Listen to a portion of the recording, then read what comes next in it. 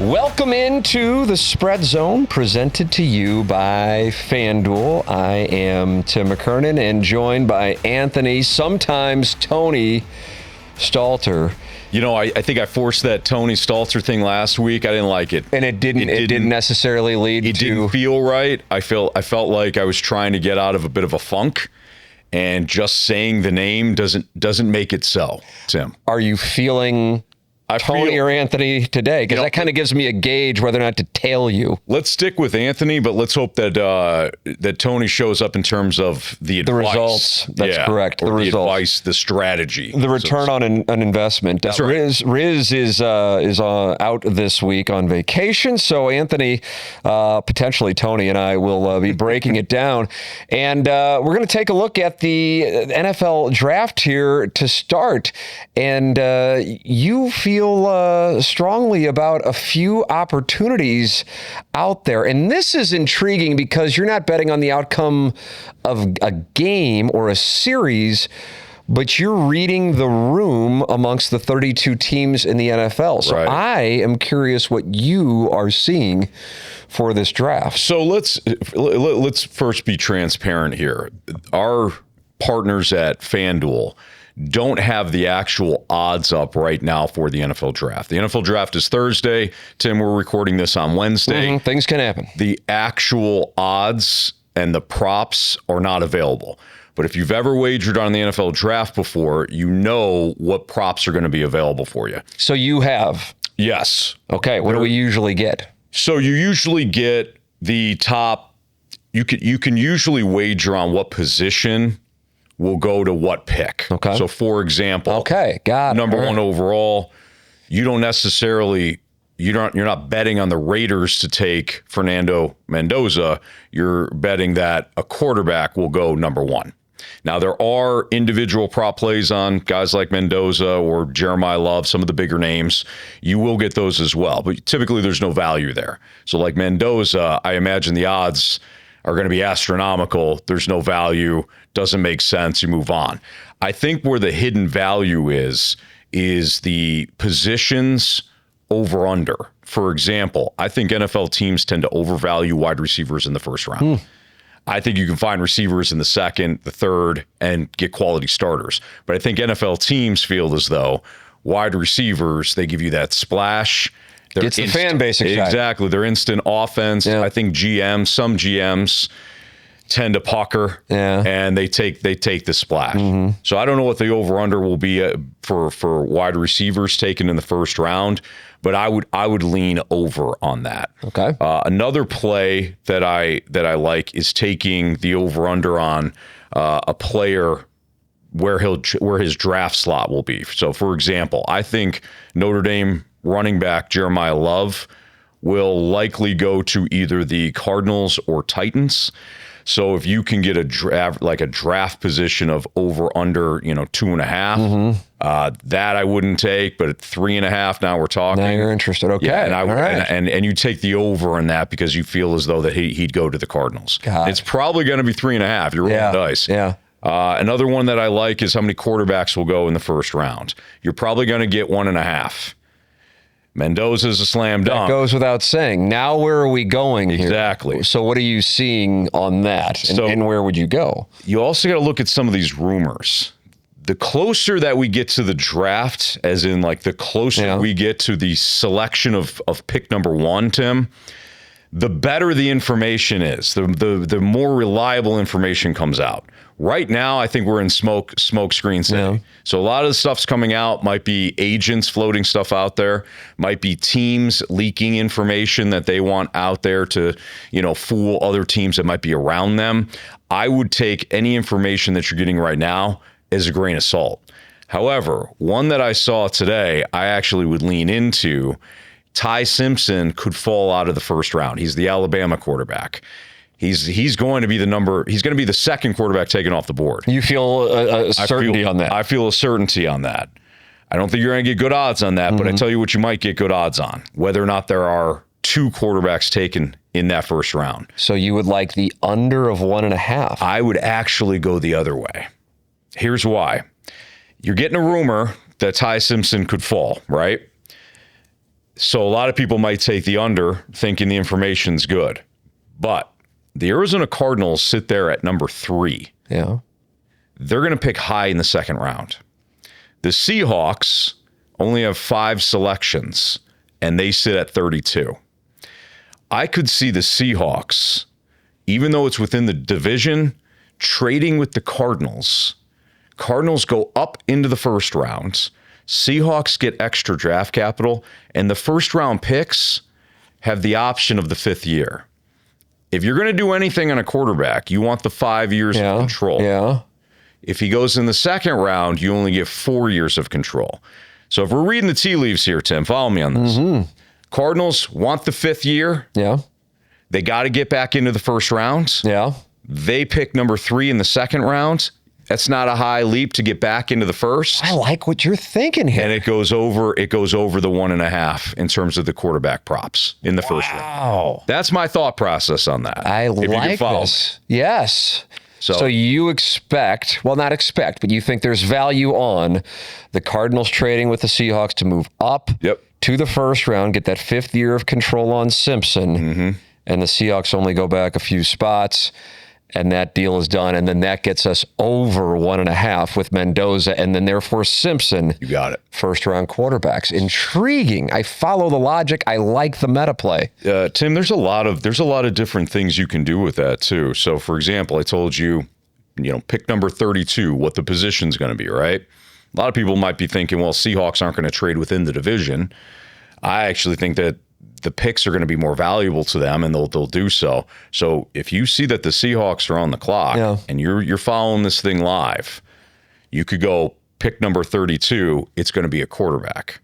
Seahawks don't need a quarterback. The odds might be great on that. Cardinals trade up. I mean, you could see the cherries go bing, bing, bing. I like this play. Something to think about. Now, Cardinals could also trade up to, I don't know, the Dolphins at 30 or the Chiefs at 29 or the Texans at 28 and do the same thing, accomplish the same thing. But I do think that quarterback over 1.5 prop will be available, and I like that a lot. There was a lot of Simpson conversation a couple of weeks ago. He was flashing when they held their workouts down in Tuscaloosa. People are like, look at this Ty Simpson. He might be getting forgotten because Alabama kind of fizzled in the CFP after beating Oklahoma. They got stomped on by Indiana. Sure. Who do you view as another potential landing spot and the reasoning? You mentioned for Ty Simpson. Yeah, so we can work backwards here, right? Who can we eliminate at the back of the first round? Seattle, like I said, is going to be an interesting choice, but they don't need a quarterback. Right. Patriots don't need a quarterback. Right. Miami threw a lot of change at Malik Willis, so they're set. Chiefs, obviously, they're good. Texans, highly unlikely. I would imagine C.J. Stroud will get a contract as opposed to them taking somebody. Niners paid Brock Purdy. The Bills don't need one. Bears don't need one. Browns are interesting. So the Browns select 6, and they select 24. Okay. Could the Browns be a spot for Ty Simpson at pick number 24? So they take best player available, whoever that may be, maybe one of the offensive tackles at 6, and then they come back at 24. Maybe they take Ty Simpson there. Cleveland's the only one that really makes sense in terms of the first round. Other than that, you're getting back into the second round. Maybe the Jets with the second overall pick. They signed Geno Smith, but he's a bridge quarterback. Yeah, that's a Band-Aid. Arizona's the one everybody's looking at. And then after that, it's Cleveland again. Yeah. So I don't think really there's only 3 teams that I could see take Ty Simpson in the first round and a half, and that is Arizona, the New York Jets, and the Cleveland Browns. Intriguing. I like that live bet play you mentioned. If it is sitting there at 32, and all of a sudden you get the notification a trade has been made, and quarterback is sitting there at a plus ridiculous number because everybody's going, well, they're good at quarterback. Yeah. And then the Cardinals swoop in and make that play. I like the thought process. You got to be on top of it because obviously the odds are going to be changing faster in your TV. Yeah. Because the TV feed, that'll be at least 30 seconds behind. So you're going to have to think a couple of picks before that and say, hey, maybe I can throw a little bit on pick number 32 to be a quarterback. So I'm looking at some of these other props that could be available. Will there be a trade in the top 10 picks? How do you feel about that? Great value, but I do think there'll be some trade. There usually is. Yeah. How many trades in round one? I'm seeing a number of 4.5. That seems a little high to me. Yeah, that strikes me as high as well. Yeah. This one has no value, but will a current NFL player be traded during round one? I don't think there will be. The odds are minus 250, but at some point we could see A.J. Brown be dealt, and we could see Kyle Pitts be dealt. Yeah. So if you're seeing any sort of beyond, round one for an NFL player to be dealt, I'd be looking at those odds at being yes. Okay. You can also get into conferences too. We know the NFL teams love the SEC, and we know that they're going to love the Big Ten. Over under on SEC players being drafted in round one is 8.5, and Big Ten players being drafted in round one is 10.5. Okay. Teams are still obsessed with SEC players. I would look at the over on the SEC players. I think we could get to 9. Okay. So that's just kind of an idea, a snapshot. If you follow an NFL team very closely, you might have a sense on what they could do. But I would recommend too, Tim, as we close out the first segment here, don't be obsessed with the needs. Every website has, hey, needs, quarterback, defensive end, whatever. What I would do is look at a player that's a free agent next year on a certain team. Let's say a running back is a free agent the following year. Yeah. Running back might not be a need for that team on draft night. But if you look ahead, maybe that free agent is gone. They anticipate that, and they take a running back in, first or second round. For the need for 2027. NFL teams, smart teams will do that. Yeah, and that's we've seen some of those savvy moves over the years, and then all of a sudden that guy comes out, and he's not by definition a rookie, but a second-year back goes off. Yeah, there's something to be said for that. Well, keep an eye on that. I love the live play with that Seahawks back end of the first-round play, and then also going against the grain with the over on the 1.5 on quarterbacks. Gut feeling, Simpson, you got to make the play on the 1.5 over or under. You're going to go over? Yeah, I think that would be my best play. Yeah. I don't know. Again, I don't know what sort of odds you're getting. Maybe odds makers just say, hey, it's even. It's unders even, overs even, unless, we start to get some more information coming out. I'm hoping that somebody falls maybe for the rumors that Ty Simpson will fall. Right. And then, we're getting plus odds, maybe plus 120 or something like that. I don't think you're going to see anything astronomical. You're not going to get rich on this. But I do think there's some value at play here. That's Anthony Stalter. Hopefully he turns into Tony Stalter with this information. I like the meta play. I like the information. Let's put it together, and Tim. Calculating and seeing if we can get some value on that. In addition to the NFL draft this weekend, we've got the NBA and NHL playoff series underway, and the PGA Tour turns to its team event with the Zurich Classic. We will have those breakdowns for you coming up next. Tim McKernan and Anthony Stalter with you on the Spread Zone, presented to you by FanDuel. Welcome back to the Spread Zone, presented by our partners at FanDuel. Tim, as we head into segment 2 here, I'm kind of driving the bus because you, my friend, are our golf expert. Yes. And we've got the Zurich Classic this weekend. Now, I don't know how you feel. I don't know if it's quite as popular as the Masters from a couple of weeks ago. I'll tell you what, that's something that we're going to be in lockstep on. But, let's start here, Tim. What would be your overall approach when it comes to betting a tournament like this? Because as you mentioned, as you were signing us out of the first segment, there's a bit of a twist here. Well, it's a team golf event. So we have seen superstars pair up like Rory McIlroy and Shane Lowry and win this thing. Rory is not playing this week, so Shane Lowry, his fellow countryman, is paired with Brooks Koepka. So you could make the case that, okay, these guys do take a team event that can oftentimes be kind of a little hit and giggle style of event for tour players seriously. And in Koepka's case, he has moved back to the PGA Tour from LIV. He could use a win. This counts for them just as much as winning another tour event, non-major. So they may take it seriously. Lowry was in the mix at the Masters going into the final round before he fired a very surprising 80 on Sunday. And he was around on Sunday in Hilton Head, but never really in the mix. Koepka needs to win. Here's Brooks Koepka, 5-time major winner. And he was on the outside looking in of that signature event at the RBC Heritage in Hilton Head, and he was the first alternate. So he's sitting there waiting, scrolling his phone to see if he got into the tournament. That's not where he is used to being as a 5-time major winner. So I would imagine that these two guys would take this thing seriously. Sometimes we try to analyze during bowl season motivation, perhaps more than the actual rosters. So if Alabama is playing like I'm just throwing out a name, a UCF in the first couple weeks of the season, we're going to be taking Alabama.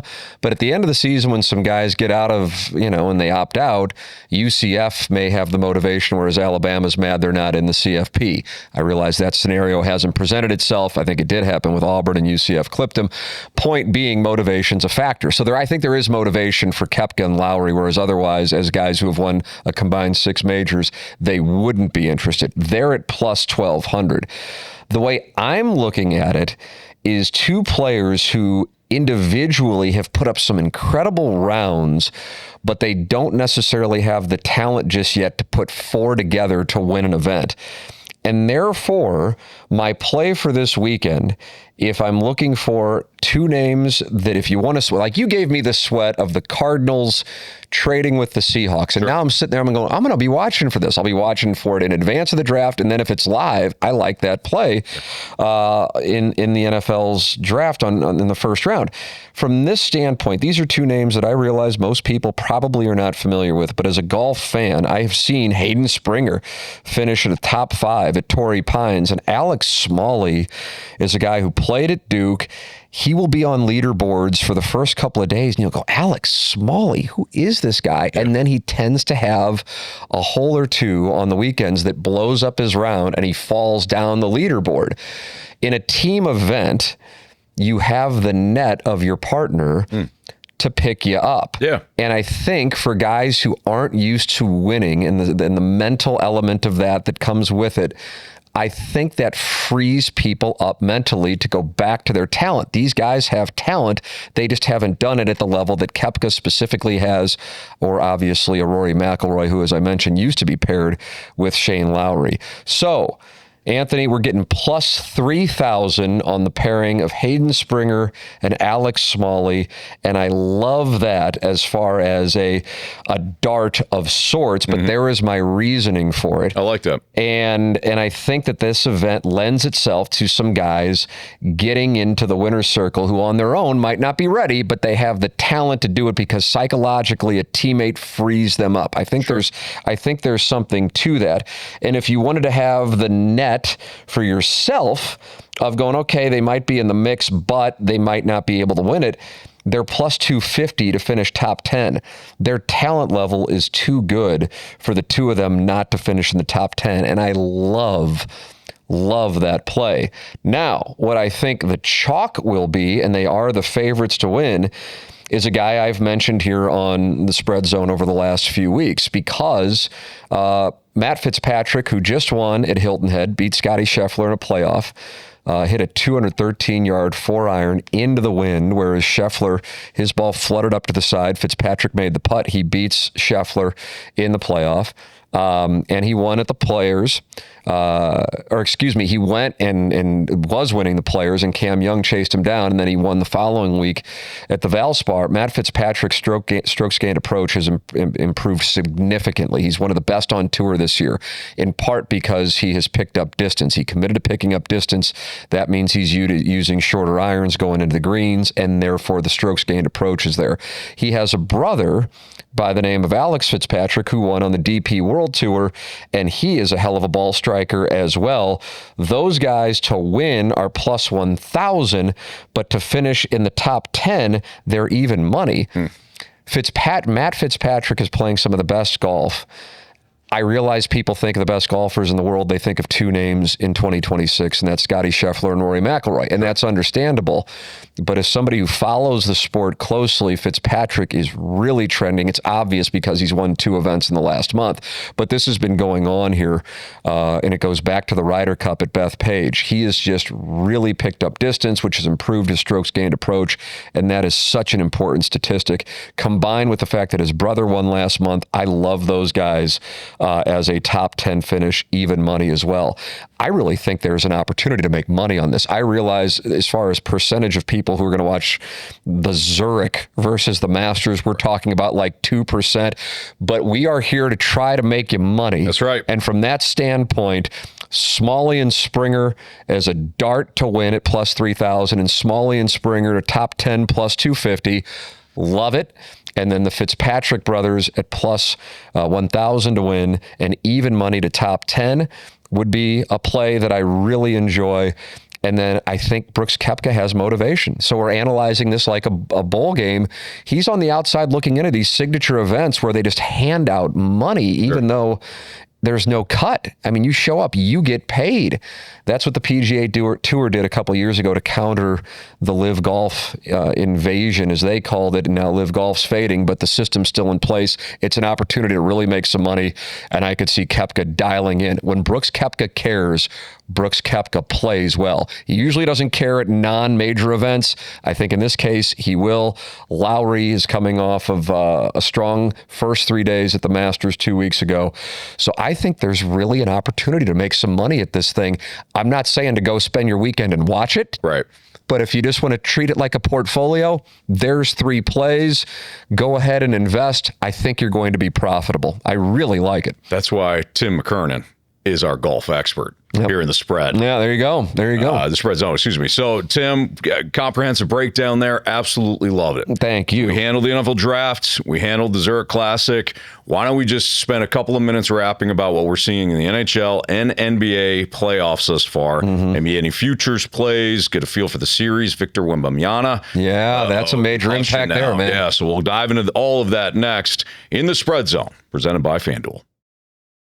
Welcome back to the Spread Zone, presented to you by FanDuel. Tim McKernan and Anthony Stalter with you in our first segment, Anthony, with the breakdown of the NFL draft, in particular, the first round, and some trades we might see, and then some plays for the Zurich Classic in our second segment. And now we have the living, breathing series that are existing right now in the Stanley Cup Playoffs and the NBA. As we sit here and talk on Wednesday morning, April 22nd, 2026, we're fresh off of not just a series-altering injury, but potentially an entire NBA playoff-altering injury in San Antonio, Anthony. Yeah, it's rough. So ESPN reporting that Victor Wembanyama, who suffered a concussion in last night's loss to the Trailblazers, last night being Tuesday night, he will undergo further testing today, and we'll see what happens here. Now, he must have at least 48 hours of inactivity before clearing several benchmarks while being symptom-free before he can play again. So there is 48 hours in between now and when the Spurs head to Portland and play the Trailblazers again at 10:30 Eastern time on Friday night. But he clearly won't be practicing, and you wonder if the Spurs are going to hold Wemby out for that Game 3 matchup. I think what we have to look at first and foremost is where the spread is on this. Yeah. And the Spurs are laying 1.5. Okay. And they're in Portland. So I think that's a major indicator that Wemby won't play. I would agree with you. I would be stunned if he played. That was nasty. Rough, man. That was rough. Giving you an idea, so they did not play They played at the end of November in Portland, and the Spurs were a 1-point favorite. But again, that's going all the way back to November. So it's kind of hard to gauge. Obviously, the Spurs they emerged as one of the best teams in the NBA, but at that point, I don't think you could make that claim. So I think that spread's pretty interesting. Would you bet it though? Would you bet Portland to win that series? You're betting a speculative play on a team that, outside of the obvious in the West with OKC, was considered this could be the year. I mean, how about your couple decades as a Spurs fan? You get David Robinson, then you get Tim Duncan, right. And now here we are again with a larger gap for the Spurs than what the Patriots had. But you're sitting there going, my goodness, they just keep getting in San Antonio with these generational players, and they're back there right again after they were doormats. I wouldn't touch Portland because I think that the Spurs could beat them even if Wembanyama is not in the best state of mind. And if he comes back, too, now you're holding the Portland ticket with little value. Right. Because obviously you could have got much better value coming into the series. I'm with you on that. I'm not touching that. What are you, and we'll do NBA, NHL, and look, we can't really go game by game because we're only doing one podcast on Wednesday and a lot changes. But if you are looking big picture, NBA or NHL, what are you looking at? I like some plays in the NHL more. I think it's of note that it's taken the Lakers going up 2-0 to get to being favorites in that series, and still they are barely a favorite. I mean, the Rockets are down 2-0, and they are still only plus 104 in that series, which speaks volumes for the view of the Lakers, since they're 2 wins away from advancing. But over in the Stanley Cup playoffs, in particular in the first round, where you will have way more upsets than you will have in the NBA playoffs, there are a couple that stand out to me. And there was something that happened last year. Our show based out of St. Louis, Bernie Federico, a Hall of Famer with the St. Louis Blues, came on. And the Oilers had lost the first 2 games of their first round series to the Kings. They've played the Kings in the first round so many times over the years. It's not what's going on right now. But the Kings had jumped out to a 2-0 series lead. And Bernie said, I realize people see those 2-0 series leads and they assume that the series is over. But that's just not the way that it works. And then sure enough, the Oilers not only won the series, but returned to the Stanley Cup Finals. They actually rattled off the next 4 and went off themselves. So if you're sitting there going, okay, who of these teams that are down 2-0 would you take a look at and go, okay, where can I get some value? And one of those would be the Pittsburgh Penguins. They are plus 350. Now, they lost both games in their building. It's back to Philadelphia. Philadelphia up 2-0, but the Penguins are plus 350. The counter to that would be the Flyers had to grind to get into the playoffs, and oftentimes in the Stanley Cup playoffs, the team that had to bust it just to get in carries that momentum over. That's why we've seen a bunch of 8 seeds either get to the Stanley Cup final or even win the Stanley Cup, in particular in the 21st century, whereas we've only seen 4 President's Trophy winners since the turn of the century win the Stanley Cup. I think there's greater value in having to hustle, and the Flyers would fall into that category, but plus 350 stands out to me. If you want to throw, just a ridiculous Hail Mary, the Kings have really outplayed the Avalanche in the first 2 games of that series, but they lost both of those games. The Kings also had to hustle to get into the playoffs. The only reason I'm bringing it up is they're plus 1,160. Wow. And so 1 out of 11 times they need to be able to pull it off and win 4 of the next games against the Avalanche. Is that realistic? Of course, it's not likely, but plus 1160 is the number there. If there's a 2-0-1 that I would say is over, God bless them, because it was a hell of a game, double overtime, Hurricanes and Senators. The Senators are a much smaller underdog than the Kings. They're plus 450, but the Hurricanes, I think, may be a team of destiny in the East, and they're minus 630. I would not touch the Senators on that one. Yeah, that's tough because Allmark has played so well. Yeah. I mean, he's facing so many shots. I mean, the defense for Ottawa just hasn't been there. Right. I think that's a really good breakdown, and I would agree if there's one logical team that could get back in, it would be Pittsburgh. Yeah. But as you mentioned, with Philadelphia having to grind. I mean, we saw the Kings do it. What was it, 2014, 2012? 2012, one of those years. Right here in St. Louis, we saw the Blues a year ago. Now, they fell short, but they were 7 seconds away or 2 seconds away from winning that first-round series against Winnipeg, another team that had to grind from the Four Nations tournament on. So I like your thought on that.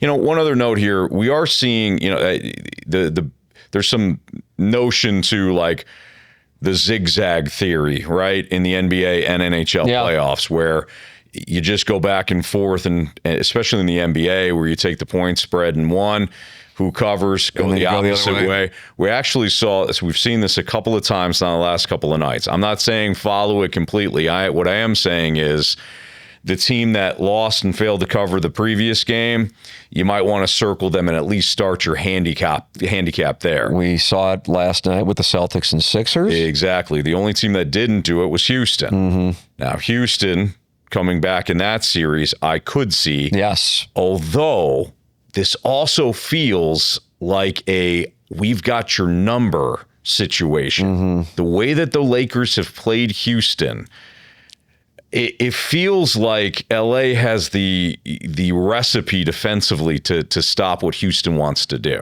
Yeah.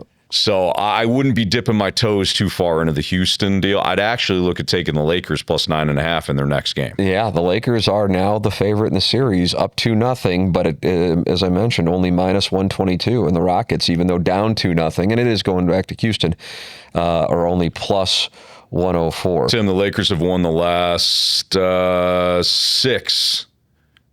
6 of the last 7 against Houston. How about that? 7 out of the last 7. They got something on Houston. They got something on Houston. And in the Stanley Cup playoffs, if you are looking at down the road, now that we've got a few games under our belt in almost all of the series, and you're looking at a Stanley Cup winner, right now your favorite, of course, the Avalanche, they're plus 260.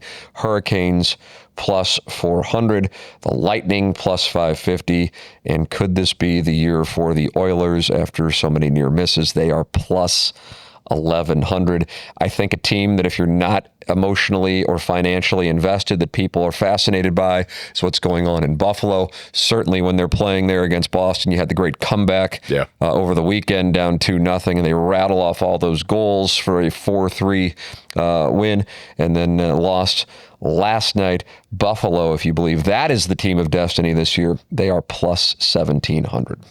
So that is how it looks in the Stanley Cup playoffs. By the way, just as an aside, I think the Utah Mammoth is a team to keep an eye on. I like them in their first round series, and then they dropped game 1, and I'm like, And then they came back. And then, of course, game 2, they pull off the upset. Game 2, they got it. So they are plus 3,000 to win the Stanley Cup. But whoever was to get out of the West, that means they're going to have to at least get past one of those behemoths in the Central Division. If you're taking Utah, you got to get past 2 of them, since we know that at least Dallas or Minnesota will be there in that big showdown in the Western Conference. So there it is, the Stanley Cup playoffs, the NBA playoffs, in addition to the NFL draft. Yes, sir. And the Zurich Classic. Some opportunities for some weekend fun and games for your wagering. Anthony, appreciate it as always, man. Tim, you as well. God bless. Riz will be back next week to join us after his vacation. For Anthony Stalter, I'm Tim McKernan. This has been The Spread Zone, presented to you by FanDuel. We provide information about sports betting for entertainment purposes only. Please confirm gambling regulations in your state of residence. To participate in sports gaming, you must be 21 years of age or older and be physically present in a state where sports betting is legal. If you or someone you know has a sports betting or gambling problem, please call 1-800-GAMBLER or visit www.ncpgambling.org for more information and further assistance.